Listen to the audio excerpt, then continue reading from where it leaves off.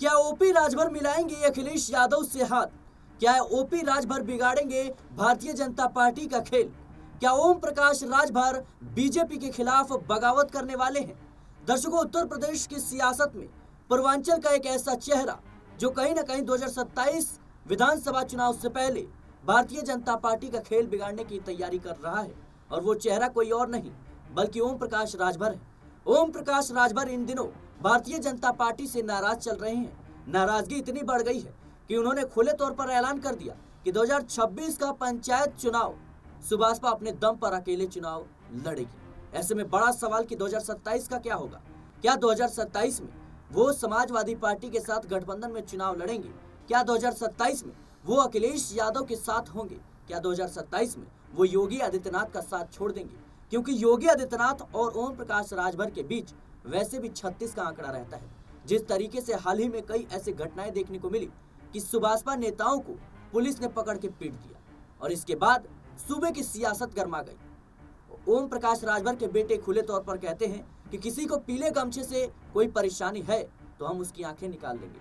तो वहीं योगी सरकार में मंत्री खुले तौर पर इस बात को कहते हैं कि अगर कोई पुलिस का कॉलर भी पकड़ेगा तो हम उसका कलेजा निकाल लेंगे। बात यहाँ तक बढ़ गई है और इसी को देखते हुए इस बात के अब कहीं ना कहीं चर्चा हो रही है कि क्या ओम प्रकाश राजभर समाजवादी पार्टी के साथ मिलेंगे, समाजवादी पार्टी के साथ गठबंधन करेंगे।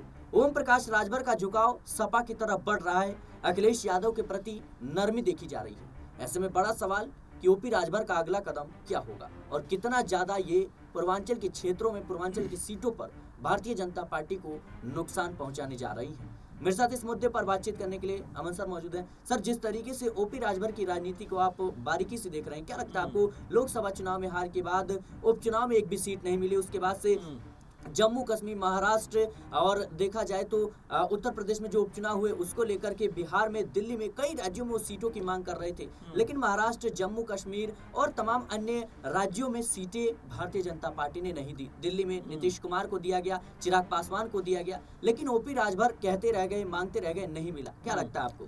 देखिए, बिल्कुल ओपी राजभर के बारे में यही कहा जाता है कि जिस तरह से उन्होंने अपनी राजनीति की है वो कहीं भी एक तरफ नहीं रह पाते हैं। कभी सपा की तरफ आ जाते हैं, कभी बीजेपी की तरफ चले जाते हैं, कभी किसी और दल की तरफ चले जाते हैं, कभी किसी और की तारीफ करते हुए नजर आते हैं। ये ओपी राजभर का पॉलिटिकल जो कह सकते हैं कि एक चरित्र है जो लगातार सामने आता रहता है, क्योंकि जब वो समाजवादी पार्टी के साथ में चुनाव लड़े थे तब उन्होंने सीएम योगी को लेकर बीजेपी के ऊपर और खासकर पीएम मोदी के ऊपर तमाम तरह के निशाने साधे थे, तमाम तरह की बातें कही थी। यहाँ तक कहा था कि उनको वापस मठ में भेज देंगे ताकि वहां पर जाके वो भीख मांग सके। इस तरह के बयान ओपी राजभर ने दिए थे। उसके बाद जब सपा छोड़कर बीजेपी के अंदर शामिल होते हैं, एनडीए में शामिल होते हैं, उस समय भी सीएम योगी बहुत ज्यादा खुश नहीं थे, क्योंकि जिस तरह की बयानबाजी ओपी राजभर की रही उससे बहुत नाखुश थे। और उसके बाद जब ओपी राजभर से खुद पूछा गया कि भाई आप तो इस तरह की बयानबाजी कर रहे थे, बीजेपी में आकर आप मिल जाते हैं, वो कहते हैं कि वो तो चुनावी जुमला था। तो आप समझ सकते हैं कि पॉलिटिकल तौर पर किस तरह से जो ओपी राजभर हैं उनकी जो आइडियोलॉजी है वो नजर आती है, क्योंकि ओपी राजभर कभी भी एक जगह पर जमकर नहीं रहते। कहीं भी जहां फायदा दिखता है उस तरफ तुरंत अपने आप को ले जाते हैं और यही उनकी नियति है, यही उनकी राजनीति है कि जहां उनको फायदा नजर आता है वो जाकर वहां पर सेट हो जाते हैं। अभी उनको लगता है बीजेपी के साथ रहना उचित है कि बीजेपी की सरकार है, सत्ता है, उसमें मंत्री भी बन जाएंगे, तमाम तरह से उनको अपनी पार्टी को बढ़ाने का मौका भी मिल जाएगा। तो ये वो करते हैं। और देखिए, दूसरी महत्वपूर्ण बात ये हो जाती है कि जो बात वो करते हैं कि भाई ये नगर निगम चुनाव है या पंचायती चुनाव है या और तमाम तरह के चुनाव हैं, इसमें उनकी पार्टी अकेले चुनाव लड़ेगी, तो कोई वजन इसमें नजर नहीं आता, क्योंकि उनकी जो राजनीति रही है वो 2-4-5 सीटों के आसपास रही है और वहीं के राजनीति में वो इन्वॉल्व दिखाई पड़ते हैं। इसीलिए अपनी पार्टी को वो बढ़ा नहीं पा रहे हैं, वहीं के वहीं सीमित रखे हुए हैं कि 2-4-5 सीटें आ जाएं, कभी इस दल में कभी उस दल में, जिस दल की सरकार बने वहां पर जाकर सेट हो जाए। सर, क्या लगता है आपको कि पूर्वांचल में कितना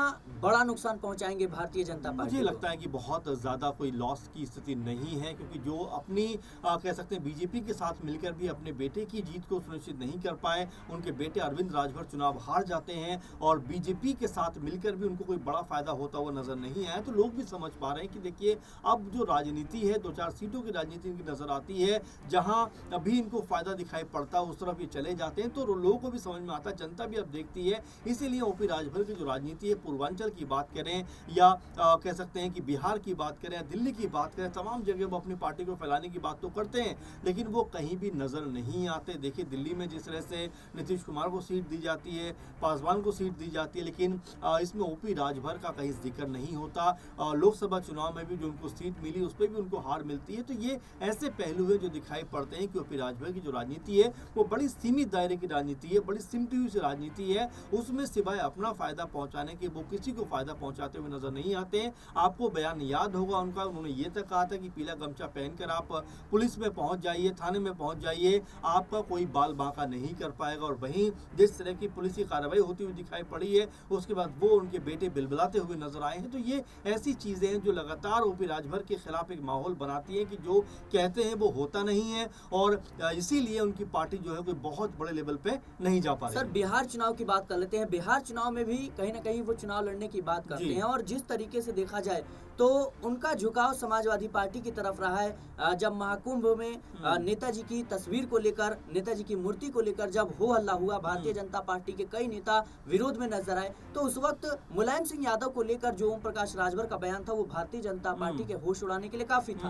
उन्होंने मुलायम सिंह यादव की तारीफ की और कहीं ना कहीं उनका समर्थन भी किया। क्या लगता है आपको कि ये जो झुकाव है, और जिस तरीके से उन्होंने अखिलेश यादव को कहा कि अखिलेश यादव से पूछिए कि क्या उन्हें किसी साथी की जरूरत है, महाकुंभ चलेंगे, तो क्या ये कहीं ना कहीं इस बयान के जरिए उन्होंने संकेत दे दिया था? देखिए अब अगर उत्तर प्रदेश की राजनीति की बात करें तो सरकार बनने में, नई सरकार बनने में 2 साल का वक्त रह गया, यानी चुनाव होने में 2 साल का वक्त रह गया। तो ऐसे में अब अपनी संभावनाएं फिर तलाशना राजभर ने शुरू कर दिया, क्योंकि जैसा मैंने आपसे कहा कि राजनीतिक लिहाज से कोई अपनी एक स्टेबिलिटी नहीं है, और यही वजह है कि कभी सपा में, कभी बीजेपी में, कभी इधर कभी उधर ओपी राजभर करते हुए नजर आते हैं। अभी भी जिस तरह से बीजेपी के अंदर उनकी कोई बहुत मजबूत साख नजर नहीं आती, मजबूत तरीके से वो दिखाई नहीं पड़ते।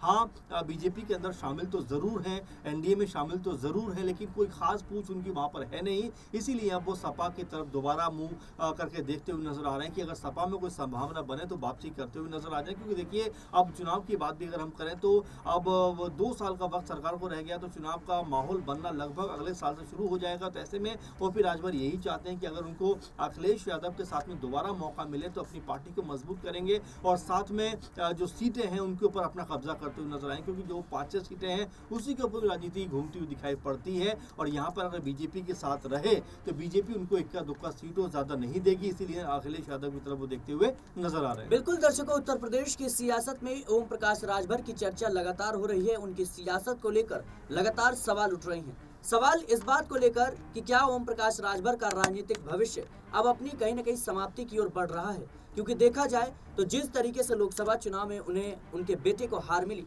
उनकी पार्टी का जनाधार में लगातार गिरावट देखने को मिल रहा है, और मुस्लिम जो वोटर्स थे जो ओम प्रकाश राजभर को एक दौर में कहीं ना कहीं सपोर्ट करते थे, उन्होंने खुले तौर पर कहा था कि हम आपको समर्थन नहीं देंगे। एक जनसभा को वो संबोधित कर रहे थे, उस दौरान उन्होंने कहा कि आप मेरे साथ हैं या नहीं, तो जनता कहती है कि हम आपके साथ नहीं हैं। तो कहीं ना कहीं जो स्थिति है वो बिल्कुल भाजपा के लिए नाजुक बनी हुई है, और ऐसे में जो उनके वोटर्स थे जो इंडिया गठबंधन की तरफ शिफ्ट हुए हैं, उसको फिर से उजागर करने के लिए, हासिल करने के लिए वो कहीं ना कहीं समाजवादी पार्टी की तरफ शिफ्ट हो रहे हैं। क्योंकि ओम प्रकाश राजभर की जो राजनीति है वो भारतीय जनता पार्टी से बिल्कुल अलग थलग दिखाई देती है।